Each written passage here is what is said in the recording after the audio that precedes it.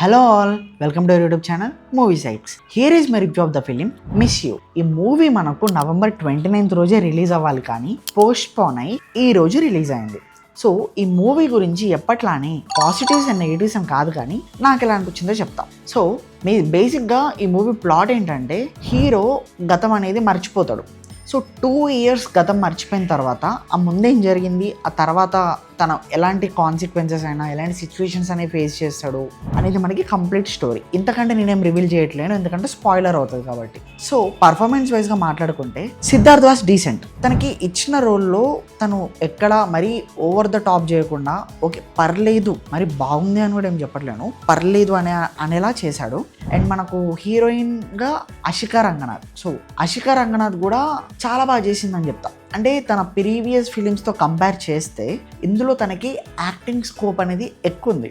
So comparatively మనకి కొంచెం space ఎక్కువ ఉండడం వల్ల స్క్రీన్ స్పేస్ ఎఫెక్ట్ అవ్వడంతో మనకి చాలా బాగా అనిపించింది. సో ఇది నా వరకు అయితే హీరోయిన్ స్టీల్ ద షో అని చెప్తా యాక్చువల్గా. సో ఇంకా బ్యాలెన్స్ క్యారెక్టర్స్ కూడా, వాళ్ళ సపోర్టింగ్ క్యారెక్టర్స్ అయినా, మదర్ క్యారెక్టర్ అయినా, మిగతా క్యారెక్టర్లు అందరూ వాళ్ళకి ఇచ్చిన రోల్స్లో చాలా బాగా చేశారు. And music by Ghibran.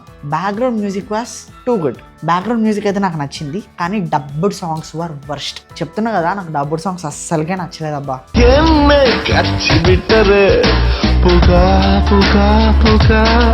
ఎందుకు పెట్టిర్రా బాబు, ఎప్పుడైపోతాయి అన్నట్టే చూసినాను నేనైతే. కొంచెం డబ్బుడ్ సాంగ్స్ గురించి కూడా కొంచెం కేర్ తీసుకుంటే బాగుండు అనిపించింది. అండ్ సినిమాటోగ్రఫీ అండ్ ఎడిటింగ్ కూడా ఓకే, మరి అన్నేం కాదు, it was okay. Coming to writer and director N Rajasekhar. Story plot అయితే బాగానే ఉంది, స్టోరీ బాగానే రాసుకున్నారు యాక్చువల్గా, కానీ తీసిన వే అయితే ఏదైతే ఉందో అంత ఇంప్రెసివ్గా అనిపించలేదు. నేను అప్పుడే అన్నా ఈ విధంగా జరుగుతుంది. ఎందుకంటే ఈ మూవీలో హీరో మోటో ఏంటి అంటే డైరెక్టర్ అవ్వడానికి. సో డైరెక్టర్ అవుదామని వెళ్ళిన హీరో యాక్సిడెంట్ అయ్యి తను ఎలా పార్ట్ అయ్యాడు అనేది కంప్లీట్ స్టోరీ మనకు. సో ఆ తర్వాత ఏం జరిగింది అన్న దగ్గర చాలా డీటెయిల్గా చూపించవచ్చు, కానీ ఏం చేశారు అని అంటే ఎగ్జిక్యూషన్ అనేది సరిగ్గా లేదు అని చెప్తా. అంటే నాకైతే ఇంకా బాగా తీసుంటే బాగుండు అని అనిపించింది. అంటే మీరు అనొచ్చు, బొక్కల ఎవడైనా అదే చెప్తాడు, తీసినోడికే తెలుస్తుంది అని. మీరు చూడండి. సో ఓవరాల్గా నాకెలా అనిపించిందో చెప్పాలంటే, it's a pure OTT watch movie. మీరు థియేటర్స్లోనే చూడాలి అని అయితే నేను చెప్పాను, ఎందుకంటే బేసిక్గా రీసెంట్లీ చాలా కాంట్రవర్సీస్ ఉన్నాయి బయట. మనకి ఈ కాంట్రవర్సీస్ అన్నీ మనకి మ్యాటర్ కాదు, జస్ట్ మనకి మ్యాటర్ ఏంటి, సినిమా బాగుంటే ఆడియన్స్ వెళ్తారు. సో సినిమా బాగాలేనప్పుడు మనం ఎంత ఆడియన్స్ని గ్రాప్ చేద్దాం, ఎంత కాంట్రవర్సీలు క్రియేట్ చేద్దాం, ఏదో ఒకటి తెలుసో తెలియకు ఏదో ఒకటి మాట్లాడినా కూడా సినిమా బాగుంటేనే కదా జనాలు వచ్చేది.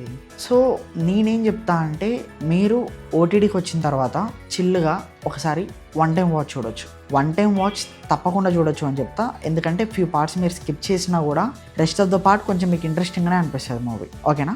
అండ్ ఇంకొకటి ఏంటి అని అంటే, చాలామంది చాలామంది థియేటర్స్కి ఎందుకు వెళ్ళాలి అనే క్వశ్చన్ ఉంది అందరికీ.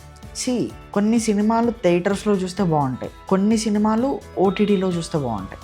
ఎందుకంటే ఇది ప్యూర్ పర్సెప్షన్ మనకి చెప్పాలి అంటే. సో మీరు చూడండి, ఇన్ కేస్ మీలో ఎవరైనా ఎందుకు బాగాలేదో చూడాలి అనుకుంటున్నాము, ఆర్ఎల్స్ థియేటర్లోనే ఎందుకు చూడొద్దు అని ఇవేం చెప్పాను. సో మీకు నచ్చితే వెళ్ళి చూసి ఎలా అనిపించిందో కింద కామెంట్స్లో చెప్పండి, నేను తెలుసుకుంటాను, ఓకేనా. ఇలాంటి complete reviews, suggestions and updates ఇంకా కావాలి అనుకుంటే మన ఛానల్ని సబ్స్క్రైబ్ చేసుకోండి అండ్ ఆ నోటిఫికేషన్స్ కూడా ఆన్లో పెట్టుకోండి. Thank you and videos an another video. Bye.